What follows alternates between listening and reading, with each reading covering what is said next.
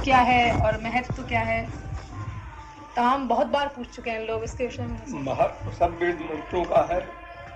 एक साथ भगवान का नाम का जो महत्व है गीता उसका गायत्री का है, और भगवान के सुप्रीम पावर के हम शरणागत हैं, हमारी बुद्धि को शुद्ध कर दे, ये प्रार्थना कर रहा है, ये मतलब है उसका। भाई लेकिन फिर उसको गायत्री मंत्र क्यों कहते हैं? भाई फिर गायत्री मंत्र क्यों कहा जाता है उसको? जिसको पावर, गायत्री जो गायन करने योग्य है, पावर, वो सुप्रीम पावर, वो सविता देवता, उसके अनंत नाम है। गायत्री भी कहते हैं, सविता भी कहते हैं, भगवान भी कहते हैं। उसी शक्ति के धी महिमा में मैं शरणागत हूँ, और धिया प्रचोदयात् हमारी बुद्धि को शुद्ध करे। अच्छा भाई, जैसे उसमें ये दिखाया था विश्वामित्र जी ने गायत्री मंत्र को सिद्ध किया था ना, दृष्टा थे उसके। उसमें दिखाया था, एक सीरियल आया था टीवी पे विश्वामित्र जी का, उसमें दिखाया था कि उन्होंने उसको सिद्ध किया गायत्री। तो गायत्री जी प्रकट हुई, गायत्री देवी गायत्री मंत्र को सिद्ध किया। तो फिर भाई गायत्री देवी क्यों प्रकट हुई? वो तो भगवान के लिए है, सुप्रीम पावर। बाबा वही तो शक्ति, शक्तिमान में अभेद है। गायत्री मतलब शक्ति है भगवान की। वही शक्ति जो राधा सीता। अच्छा, एक भाई जैसे लोग ये पूछते हैं कि जैसे गायत्री मंत्र का जप करते हैं ना लोग, जैसे लोग रेगुलर करते हैं जब, तो क्या उसमें भी मतलब जैसे हम लोग बताते हैं शुद्ध उच्चारण होना चाहिए? हाँ, स्वर लगनी चाहिए। मतलब गायत्री मंत्र का जो रेगुलर जप करते हैं लोग रोज, जैसे कर्म कोई भी वेद मंत्र हो, स्वर लगना चाहिए। तो भाई अगर जैसे लोग हमको कहें कि आप लोग भी तो वेद मंत्र बोलते हैं प्रवचन में, तो हमें भी शुद्ध बोलना नहीं आता। नहीं, जप अलग चीज है, लेकिन अलग चीज है। तो भाई अगर वो भक्ति करें, मान लो भक्ति करते हैं, साधना करते हैं और जप भी करते हैं, तब तो अगर गलत हो जाए तो कुछ भी नहीं। जप अलग वस्तु है, उसको कर्म कांड हो गया ना। अच्छा, उसी का मतलब। तुम लोग क्या सीख लो, स्वर लगाना कोई बड़ी बात नहीं।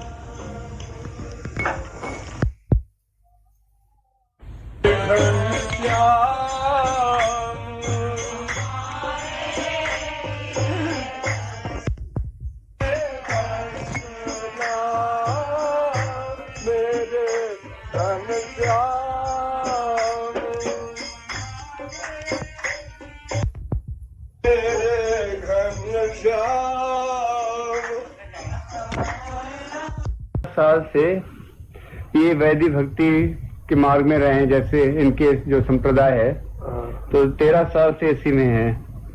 तो अब अभ्यास इसका पड़ा हुआ है, तो इसको हम छोड़ कैसे सकते हैं?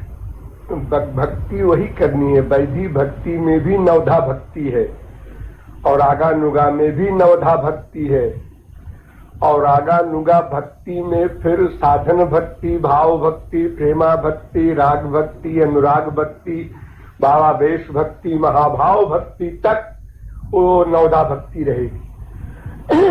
वैदिक भक्ति में भी नवधा भक्ति है, और आगानुगा में भी नवधा भक्ति है। एक जितना भी है कीर्तन और स्मरण, पाद सेवन, बंदन, दास्य, सख्य, आत्मनिवेदन, ये जितने भी है 9 प्रकार के उपासना के विषय, ये साधन भक्ति में भी रहेंगे, भाव भक्ति में भी रहेंगे, रागानुगा में भी, सब में रखते हैं। लेकिन रागानुगा में शास्त्र की विधि का बाइकआउट हो जाएगा, शास्त्र की विधि खत्म हो जाएगी, खाली गुरु इष्ट देव बस 2 ही रह जाएंगे। इसके बाद उन्होंने ये प्रश्न लिखा है कि जैसे वैदिक भक्ति में कई बंधन है, उसमें मतलब जैसे बैठने का नियम है, किस प्रकार से गुरु के पास बैठे, उस प्रकार से रागानुगा भक्ति में तो कुछ ऐसे कुछ न है, उसमें कोई नियम नहीं है। भक्ति के 64 अंग होते हैं, 64, लेकिन नहीं, इसमें कोई आवश्यकता नहीं, केवल भाव प्रधान है। अपना भाव ठीक हो तो फिर किसी भी नियम की अपेक्षा नहीं है। न देश नियमस्तस्मिन् न काल नियमस्तथा, कोई नियम नहीं है। खाईते शुईते यथा तथा नाम लय, वहां कोई विधान नहीं है। किसी भी गंदे ढंग में रहो, 10 दिन से नहीं नहाए हो, गंदी जगह में बैठे हो, कहीं भी हो, वो नवधा भक्ति कर सकता है। उसके लिए कोई नियम नहीं है। मन को ठीक रखना है, मन के भाव को ठीक रखना है, और नियम की अपेक्षा नहीं है उसमें, और नियम की अपेक्षा नहीं है उसमें। राई जी कहते हैं वैदिक भक्ति सिखाई क्यों जाती है? जब जीव में रागानुगा भक्ति का संस्कार जन्य प्रवेश नहीं होता तो पहले वैधि भक्ति ही सबको करनी पड़ती है। वैधि भक्ति का मतलब यह है कि शास्त्र के डर से, माया के डर से, नरक के डर से, दुख के डर से हम भगवान को मानते हैं और उनकी उपासना करने जाते हैं। अभी हमारा नेचुरल अनुराग, स्वाभाविक प्रेम नहीं हुआ है, तो प्रेम पैदा करने के लिए, स्वाभाविकता लाने के लिए ये साधना भक्ति होती है। उसमें वैधि भक्ति प्रमुख जो होती है सबसे पहले। तो जिसके संस्कार है पूर्व जन्म के, नंबर 1। नंबर 2, जिसको जिस प्रकार का महापुरुष मिलता है, गुरु, उसी प्रकार के मार्ग में वो प्रेरित करता है। तो वैधि भक्ति वाला अगर है उसका गाइडेंस, तो फिर उसी के अनुसार चलेगा, और अगर उसका गाइड इस प्रकार का है जो रागानुगा भक्ति का है तो उस प्रकार चलेगा। लेकिन आम तौर से पहले वैधि भक्ति ही कराई जाती है, क्योंकि संसार में अटैचमेंट बहुत डीप है और भगवान में है ही नहीं। संस्कार तो इन्हीं गिने जीव के हैं जिन्होंने पूर्व जन्म में बहुत साधना की है। तो आम जीवों के लिए जो नियम है वो यही है कि भगवान को मानो। अच्छा, मानेंगे, क्यों माने? इसलिए कि वहाँ आनंद है, रस है, वहाँ माया से परे वाला सुख है, ये भवबंधन नहीं मिलेगा, त्रिगुण त्रिकर्म त्रिदोष ये सब नहीं मिलेगा। एक बात। दूसरी बात, श्री कृष्ण की महिमा के ज्ञान से प्रेम पैदा होता है वैधि भक्ति में। श्री कृष्ण इतने बड़े हैं, इतना ऐश्वर्य है, इतनी दया है उनमें, इतनी विशेषताएं हैं, इतना सौंदर्य है, माधुर्य है, सौशील्य है, सौकुमार्य है, ये तमाम गुण जो है श्री कृष्ण के, उस महिमा के ज्ञान से युक्त, ऐश्वर्य प्रमुख, उससे युक्त श्री कृष्ण की उपासना करने को मन ललचाता है सबसे पहले। और फिर जब रागानुगा में चला गया तो फिर महिमा खत्म, ऐश्वर्य खत्म, फिर वो उनको अपना स्वामी, अपना सखा, अपना पुत्र, अपना प्रियतम मान लेता है। ये 4 भाव। अब शांत भाव जो है वो गया, जहां रागानुगा में गया शांत भाव गया। अब दास, सत्य, वात्सल्य, माधुर्य, ये 4 भाव प्योर रह जाते हैं। इनमें ऐश्वर्य माइनस। तो विधि भक्ति में जो ऐश्वर्य है वो रागानुगा में समाप्त। वहां भगवान क्या है उससे कोई मतलब नहीं, वो हमारे स्वामी है, डायरेक्ट कॉन्टेक्ट है। वहां उनके ऐश्वर्य का चिंतन नहीं करता हो। अनंत कोटि ब्रह्मांड नायक से हमसे कोई मतलब नहीं, वृंदावन के अध्यक्ष से हमसे मतलब है। वे हमारे स्वामी हैं, वे हमारे सखा है। तो ऐश्वर्य का जो महिमा ज्ञान युक्त है, जो महिमा की बातों को सुन करके, पढ़ करके और हम चलते हैं, तो वैधि भक्ति ही अपनाना पड़ता है पहले। फिर जब अनुराग होने लगा, नेचुरलिटी आने लगी, तो फिर वैधि भक्ति गई। अब किसी के संस्कार पूर्व जन्म के ऐसे हैं कि पहले ही उसका प्रवेश हो गया रागानुगा में। भाई, इसमें एक प्रश्न इनका है कि आप जो है कि जब हम कीर्तन करते हैं तो हमको भगवान के रूप का स्मरण, रूप ध्यान करना चाहिए, क्योंकि तो एक कहते हैं कि इन्होंने जो चैतन्य चरितमृत पढ़ी है उसमें लिखा है कि चैतन्य और जब हरिदास ठाकुर के बीच में वार्तालाप हुआ था तो उसने, हरिदास ने कहा कि यदि कोई कृष्ण का नाम केवल याद करता है, स्मरण करता है, कृष्ण का नाम मतलब रूप नहीं, तो उसको मतलब श्री कृष्ण के रूप का भी फल मिल जाएगा। तो क्या श्री कृष्ण का रूप और नाम में कोई अंतर नहीं है? शक्ति जो नामी में है वही नाम में है, उसमें कोई अंतर नहीं है। लेकिन प्रारंभिक अवस्था में जब तक रूप ध्यान नहीं करेगा तो मन संसार में अटैच रहेगा।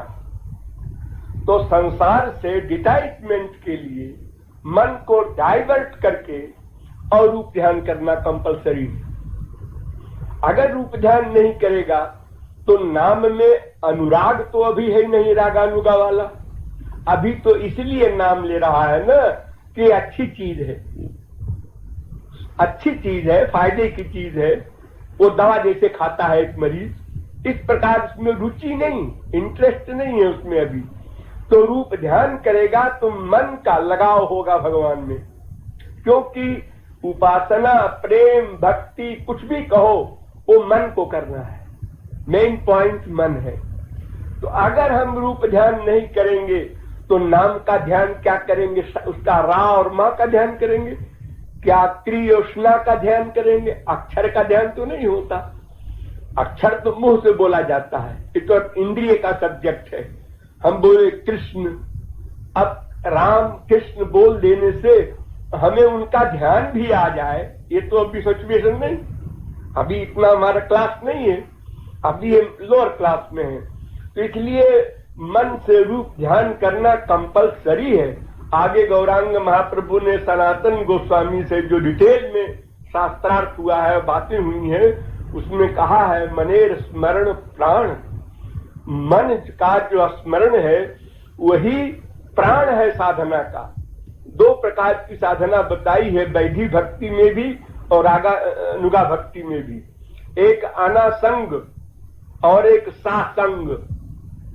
तो अनासंग भक्ति जो है उसमें खाली इंद्रियों का वर्क होता है, हरे राम राम राम हरे हरे कीर्तन हो रहा है, ये अनासंग भक्ति है। तो अनासंग भक्ति से प्रेम नहीं प्राप्त हो सकता। गौरांग महाप्रभु ने कहा बहु जन्म यदि करे श्रवण कीर्तन तभू ना पाए कृष्ण पदे प्रेम धन। अगर अनंत जन्म कोई करता रहे राम राम श्याम श्याम तो भी प्रेम धन नहीं प्राप्त हो सकता। क्योंकि किसको प्राप्त होना है? मन को। मन का अटैचमेंट, नेचुरल लगाव, तड़पन, व्याकुलता, लालसा, वो नहीं होगा तो फिर उपासना बनी कहाँ हो? और अगर होगी भी वो तो लॉन्ग टाइम लेगा, हजारों जन्म लेगा। आप नाम कीर्तन करते करते करते तब कहीं आपका रूप ध्यान बनने का चांस आएगा। इम्पॉसिबल नहीं, लेकिन बहुत लंबी जर्नी है वो। तो रूप ध्यान नंबर 1, उसके बाद फिर भगवान नाम लो। और भगवान नाम न भी लो तो रूप ध्यान से काम चल जाएगा। और अगर भगवान नाम लिया और रूप ध्यान नहीं किया तो काम नहीं चलेगा, वो अनासंग भक्ति हो गई। तो सासंग भक्ति का ही निरूपण है शास्त्रों में भी, और गौरांग महाप्रभु ने भी उसी का निरूपण किया है। कहते हैं कि चैतन्य चरितामृत की आदि लीला में लिखा गया है कि मनुष्य को एक ही दीक्षा गुरु करना चाहिए, लेकिन शिक्षा गुरु, जो शिक्षा देने वाले गुरु है, वो अनेक हो सकते हैं। अब ये है कि जैसे इनका है कि ये कहते हैं जैसे हम आ रहे हैं तो उन्होंने हमको जैसे इस मार्ग में किया है, दीक्षा दी है, तो क्या इसमें आपको क्या मत है? दीक्षा नहीं दी है, धोखा दिया है।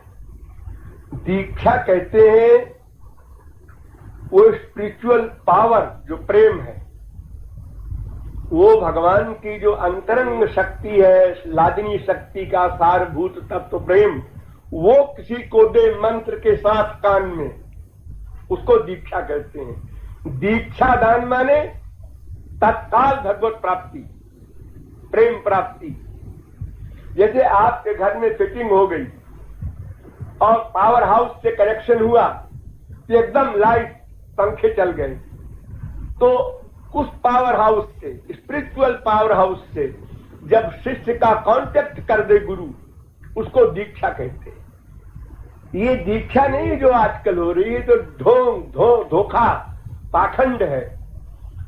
ये तो केवल मंत्र तो क्या है, अब इन्होंने मंत्र सुन लिया, अब ये अपना हजारों चेला बनाओ, मंत्र दिया करें, इससे क्या होगा? अभी थियरी की नॉलेज भी नहीं, फिर प्रैक्टिकल साइड में जाएंगे, फिर उसको प्राप्त करेंगे, तब जाकर के ये मंत्र देने के, यानी मंत्र के साथ शक्तिपात करने के अधिकारी बनेंगे। और वो भी उस तरह का अधिकारी पात्र हो तब, सबको नहीं।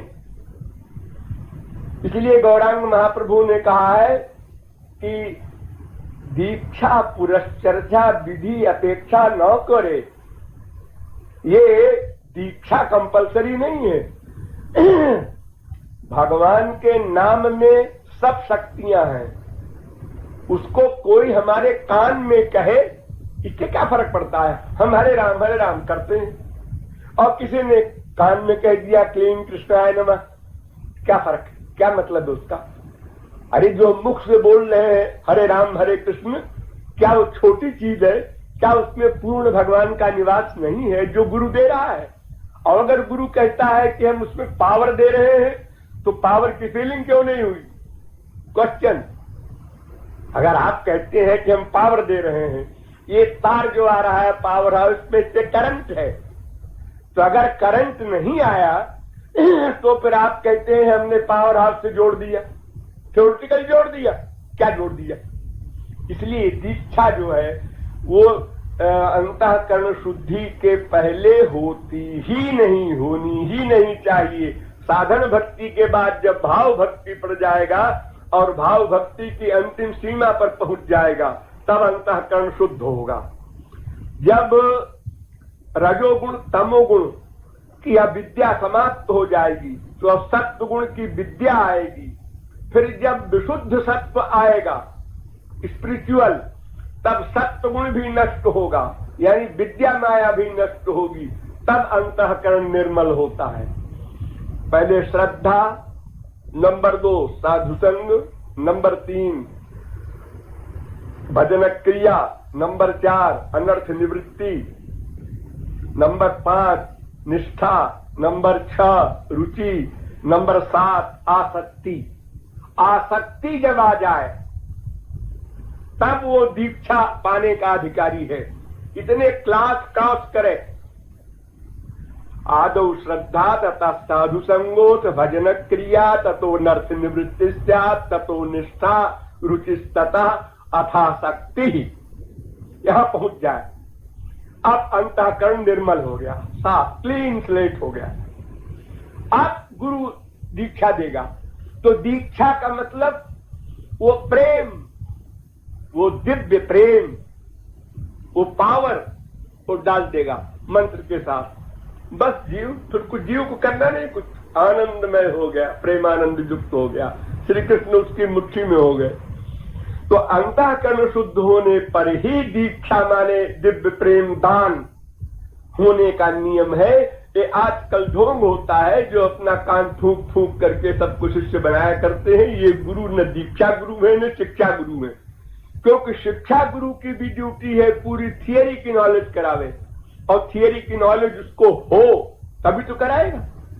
और जो पूरी थियरी ही अभी नहीं जानता, क्योंकि अगर वो थियरी जानता होता तो शिष्य को बताता कि तुमको अभी हम दीक्षा नहीं दे सकते, तुम अधिकारी नहीं हो, पहले अधिकारी बनो, पहले शिक्षा गुरु बने हो, अधिकारी बनावे तब तो दीक्षा देगा। और डायरेक्ट उसको पास में आते उसी दिन दीक्षा दे दिया है, कैसा कैसा गुरु है वो? धोखा दे रहा, चेक पे साइन कर दिया 1 करोड़ रुपया और बैंक में बैंक बैलेंस 0 है। ये क्या है? ये तो हर एक कोई किसी को भी कान फूंकता चला जाए एक लाइन से, तब 2 लोग पहुंच जाएंगे क्या? नथिंग। कि हम श्री राधा कृष्ण की लीला को कैसे देख सकते हैं, वो इसका देखने किस प्रकार से रूप ध्यान का अभ्यास कर सकते हैं?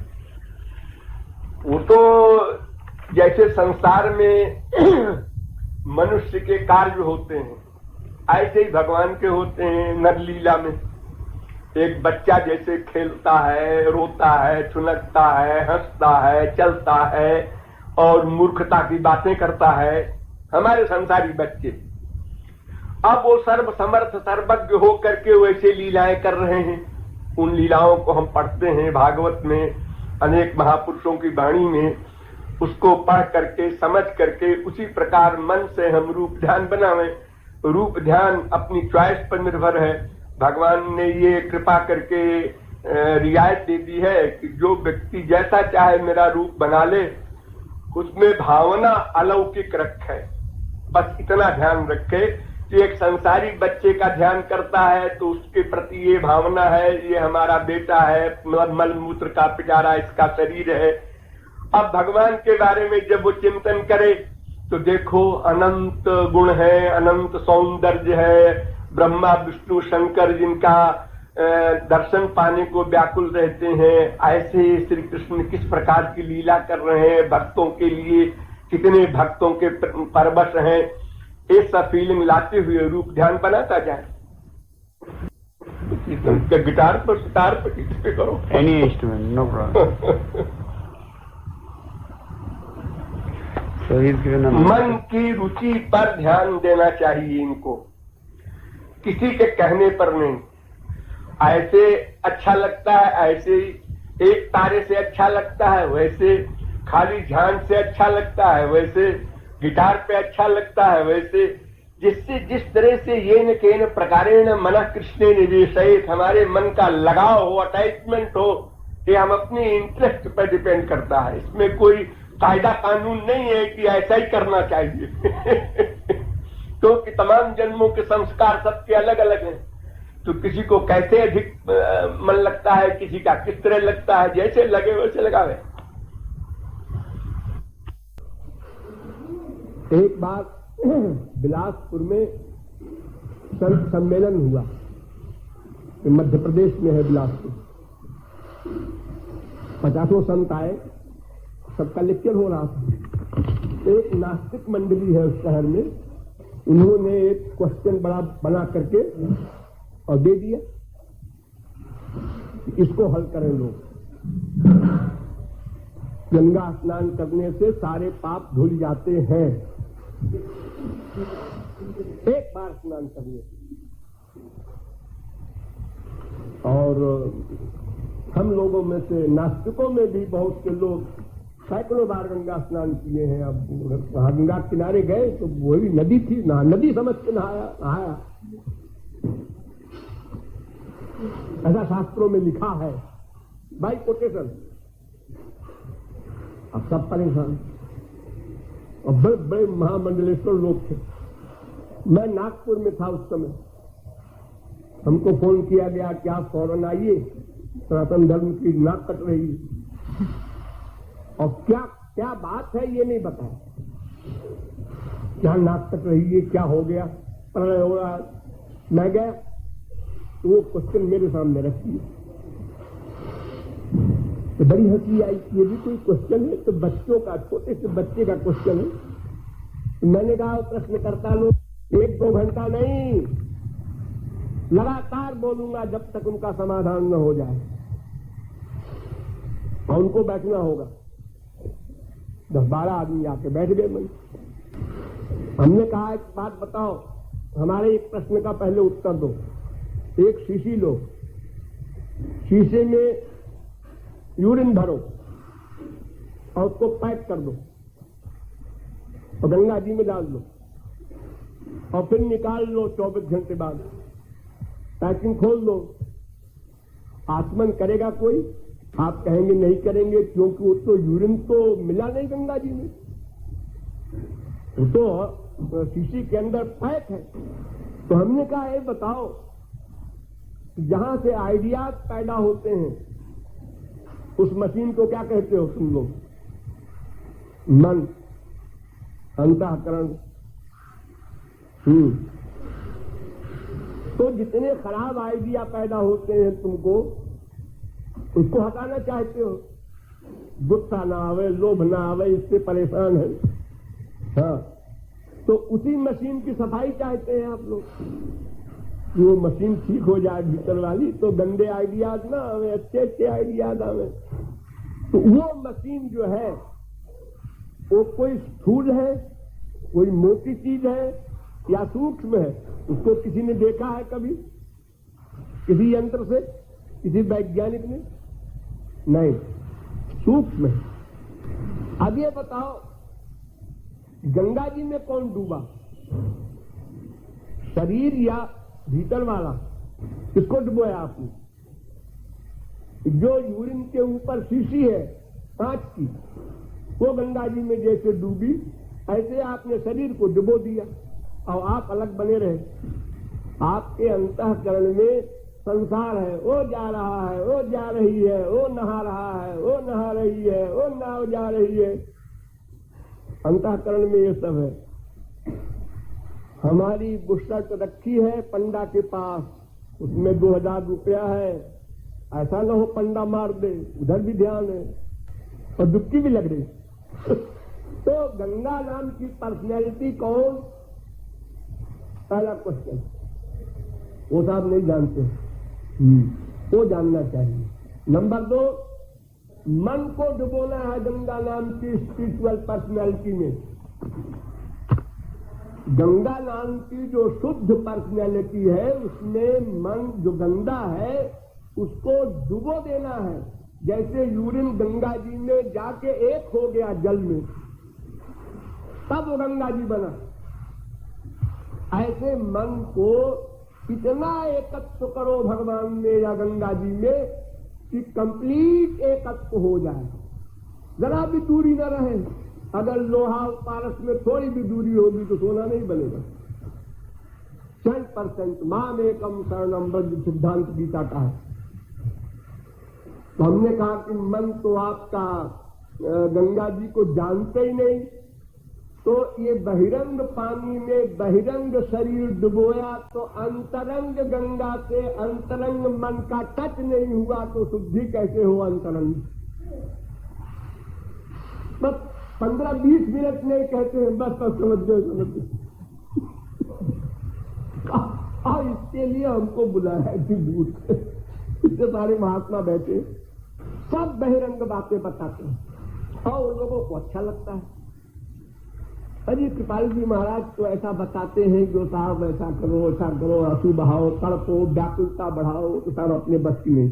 ये बाबा जी बड़े अच्छे, ये कहते हैं 5 माला जप लिया करो, थोड़ा सा कीर्तन कर लिया करो, चारों धाम की मार्चिंग करी आओ, ना काम बन जाएगा। यानी भगवान को भी बेवकूफ बनाना चाहते हैं। आप भोले हैं, कुछ नहीं जानते।